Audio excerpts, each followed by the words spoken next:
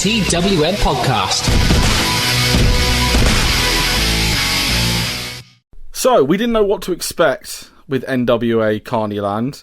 Did we enjoy it? And we didn't get what we want. Well, we didn't get what we wanted. Well, I can't remember what we said what we wanted. Oh yeah, it was we wanted 15 minutes of non-stop Kazani promos. Yeah, exactly. What we did get is a very interesting show that I will say actually was quite entertaining. I enjoyed it. It was very entertaining. Admittedly, we had a little heads up for one of the segments on the show. We did. But I think it all worked, and it's shown a different side to all these guys, and it's something creative, which I think is the big thing that makes it stand out. Yeah, this is not a wrestling show. This is basically an entertainment show, and they have pretty much announced NWA like they're doing stuff all week. Constant content on their YouTube channel, basically to make money, which makes sense. We open up with Eddie Kingston, who cuts a powerful introduction, talking about missing being in the ring, but not for the money, but for their legacies and entertaining the fans, which was a nice way. If only someone would have told Eddie Kingston to, turn his screen round so it could have fit the whole thing. Or shout yonkers. Or talk about High Spots being the best $9.99 in the business. Yo, baby, yo. That as well. I don't know about you, but the intro video to it, did you think that they were just doing Twin Peaks? Yes. It was, weren't it? I was like, this is just Twin Peaks, which is brilliant. And then Joe Galley starts to introduce the show, but he gets interrupted by the voice of Stu Bennett, who declares himself the narrator, removes Joe Galley, and then says that NWA couldn't afford his on-screen fee, so he's only here in audio form. Is it me? But now I've just seen put it together in my mind. But Joe Galley just strikes me as the NWA's Jeremy Borash when he was with TNA. Yeah, he really is. He's very much he's the guy putting a lot of this stuff together. Yeah, very much so. We then hear a story from the NWA World Heavyweight Champion Nick Aldis, who tells a story about Carney Chris not paying for his hotel and him getting pulled over by the cops. Just for clarity, Carney Chris is definitely not somebody who used to be involved with TWM. Just for the record. That's not him. He's going to fucking have a go at both of us for that. Probably. Because in all fairness, he's called Chris and he is a Carney. And he does know Nick Aldis. So put it together. Exactly. It was somewhat entertaining, this line. However, one of my favourite bits was Alison Kay literally breaking the fourth wall. Breaking? Breaking. She fucking burst through it like she was sat on a wrecking ball.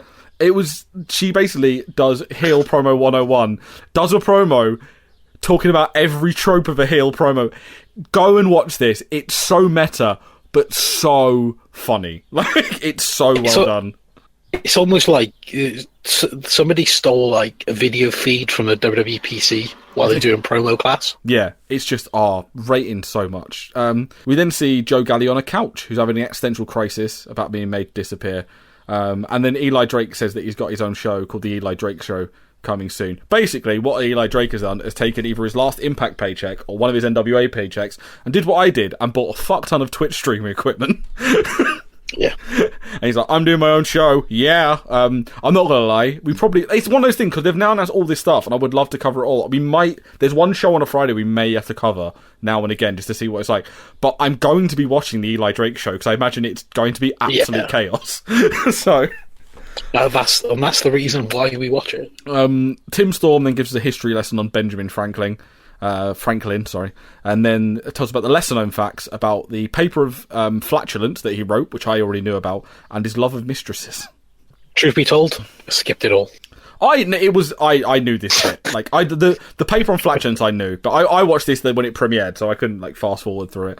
We did then get Dave Marquez selling a Carney translator, exposing the harsh facts about what people in wrestling really mean.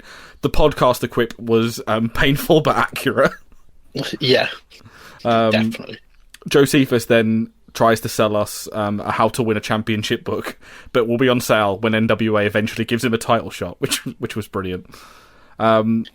We then see a promo for another show they're doing on the YouTube channel called What's Causing All This with Nick Aldis, and again, hurtful but accurate banter about wrestling podcast from him. Yeah. But again, I'll watch that. Sounds quite interesting. The first one is with Latimer and... who they said? Was it Crimson? Oh, so that'll be really, really interesting. And like they all go way back as well, Yeah. which is pretty cool. And also, my favourite bit about this was Aldous going, "Do you think I want to talk about Brutus Magnus?" Coming out to the ring looking like I've just come from an S&M club every night. like I'm in need of a safe word at an S&M club. It was great. That generally made me laugh. But then we go from the humour to enlightened education as Aaron Stevens brings us episode 1 of Unmasking Monrovia, where we learn about the glass-like ocean and Mount St. Question. It's very informative. Oh, very much. And remember, Shooter Stevens spent 1.2 billion Mongroves on this. Yes. So as you can imagine, with such a high, with the Mongrove being thought of as such a high value commodity, that this was just everything you could think of. This is basically a blockbuster. We then close with the debut edition of Entice Zicky Dice. First of all, Zicky, big fan of your pink microphone muff. It is outlandish. I'm a big fan. I'm going to take this line exactly because I wrote the results for Carnyland, and I feel like this line is just going to make Mike laugh. I wrote down where Zicky Dice tries to win a date with a lady that looks remarkably someone who works for Inside the Ropes. It's a hell of a shock, isn't it? I know. It's a hell of a shock. It's like we didn't know it was coming. It's almost as if the one of us here is friends with the person called Fiona.